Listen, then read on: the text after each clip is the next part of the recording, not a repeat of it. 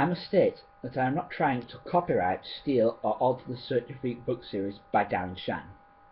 This is only a tale of opinion and does not influence the Cirque du Freak book or film franchise, or any parties involved that may or may not continue the Cirque du Freak film franchise. Arriving at the mountain.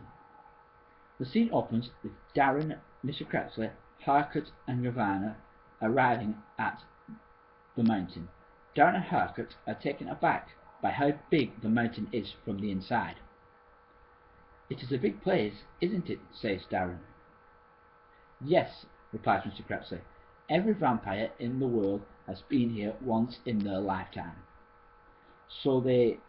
As they walked, they looked at the architect that was around. Darren asked how old the mountain was. Mr. Crepsley said, "Yes, Darren, the mountain is about 25 million years old." Yes, Darren, the mountain is about 2.5 million years old. That's the correct one.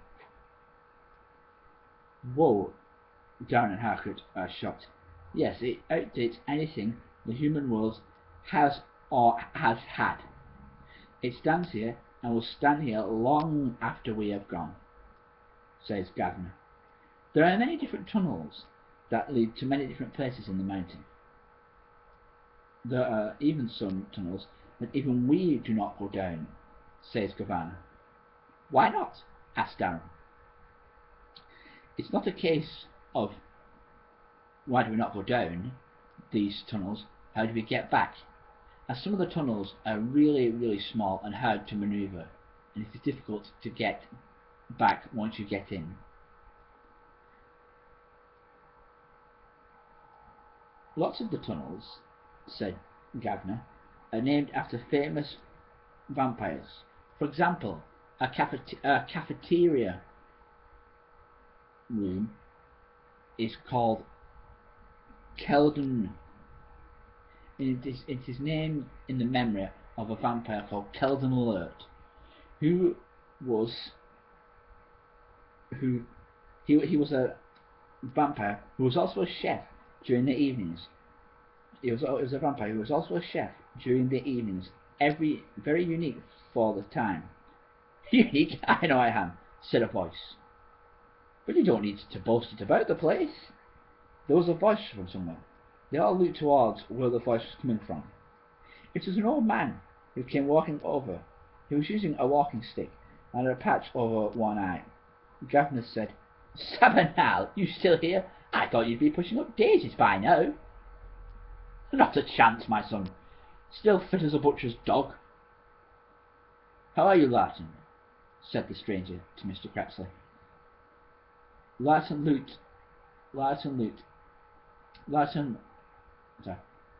He looked at Larton. The stranger looked at Larton and opened his arms and gave him a hug. "The years have been long and hard since we last met." "Yes, they have, Saba. But I am afraid I return with some bad news concerning our blood brothers," said Mr. Crepsley. "Do tell," says Sabanile. "I will at a later date. But first let me introduce you to my new friends, Harcourt, one of Des Tiny's little people, and Darren Shan, my assistant." "Why are you bringing the little people here?" said Sabanile. "He's going to tell Why are you bringing the little people here?" said Sabanile.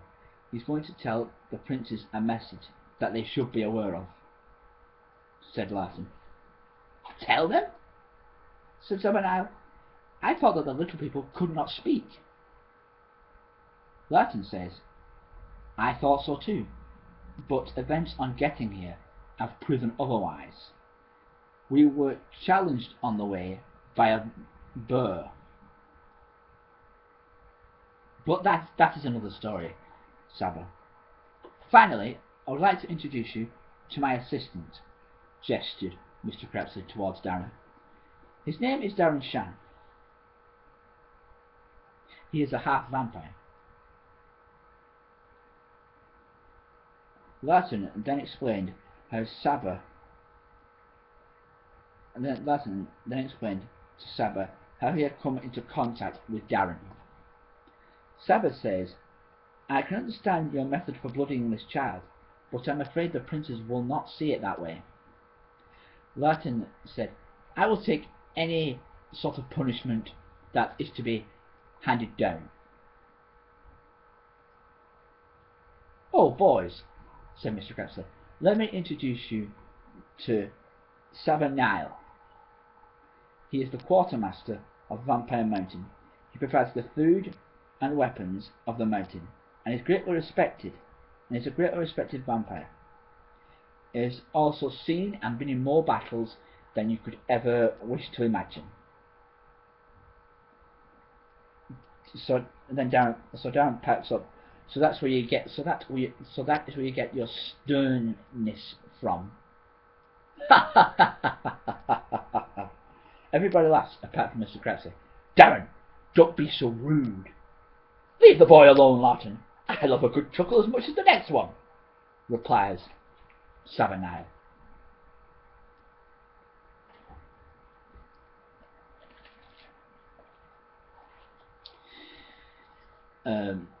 Then Saba Nile says, "Yes, I am a stern man, but so would you be after 1,000 years. Come, I will give you a tour of the mountain." Saba Nile and the rest of Latin's crew proceeded and walked with Saba Nile. As they walked, Latin and Saba Nile discussed all kinds of things. Darren and Harcourt and Gavner just pondered along quietly. So Saba Nile and the rest of Latin's crew proceeded to walk with Saba Nile. As they walked, Latin, Gavner, and Saba discussed all kinds of things. Darren and Harcourt just pondered along quietly. That's the one. As they walked along, they noticed that the mountain was quite busy. Lots of things going on, like vampires talking and laughing, and playing games and fighting and drinking. The atmosphere felt positive. And from then on, Darren came to realise that it wasn't just him, Gavner, and Mr. Crepsley who were the only vampires in the world. You see, Darren, there are many of our kind, not just the three of us, Mr. Crepsley said to Darren. Saba Nile took them to the weapons chamber. It was a room filled with weapons of many and all kinds of descriptions. Big swords, small swords, half swords, little swords, pointy swords, vicious looking swords, any type of weapon, axes, all instruments of a sharp nature. Harcourt noticed that there were no firing weapons in this place. Harcourt asked why. "Vampires and vampirees do not use weapons of a firing nature. We do not believe in them," said Saba Nile. "A knife can do way more damage than any gun or pistol could do. Of course, we don't use these things on the human world when we drink. We mainly use a poisonous gas that knocks humans out when we feed." As Darren was looking around the chamber, he came across a little sword that looked like a gladius. He mentioned this to Saba. Saba said, "You can have it if you want. The vampire blood in you is drawing you to it. Have it, take it, keep it." Darren wasn't sure of this. "I'll tell you all what," said Saba. "Oh, take your weapons. Take any weapon you want. It is free of charge. You may need it when you leave the mountain. Lots of nasty things in the world." "Are you sure?" said Mr. Crepsley. "Yes, I am. But I ask that you only choose weapons that you can carry. I will provide holsters, if needed, also free of charge." Gavner did not pick up a weapon. He already had one. "Got one deadly dagger. It is sharp as ever, Gavner carried one sharp dagger that looked like sharp as anything back in its day, but now it looked a bit rusted. And so Mr. Crapsley picked up on this. "Okay, keep with your dinosaur weapon," said Gavner. Mr. said Gavner. Gavner replied, "Ha ha!" They all laughed. Gavner replied, "Hey, this weapon got me through 2 world wars." He held up his knife. It had a brown handle, and the silver sharp bit was still a bit silver, but you could see where it was rusted, and it wasn't long off this world. But Gavner said in a proud and happy voice, holding up the knife, he said, "A true classic never goes out of style." And then Gavner put the knife down, or back in his holster, and disappeared from sight. Gavner said, "I must dash. I've got people to see and that." So Gavner disappeared. Mr. Crapsley looked at Saba and said, "I think it hurt his feelings." Saba and Mr. Crapsley all started laughing.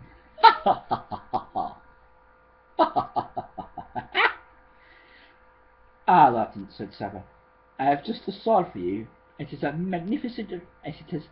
Larton," said Saba, "I have just the sword for you. It is a magnificent piece. It is about 55 meters sharp, and has a gold-plated grip, and has a lion's eye in the centre. It will suit you down to the ground." Saba got the sword and gave it to Larton. "My, what a weapon!" said Larton, as he examined the sword. She's a beauty, isn't she? She is a beauty." So, he examined the sword. How did you come to find such a magnificent weapon, Saba?" That's a whole other tale, Larton. But I must stretch on.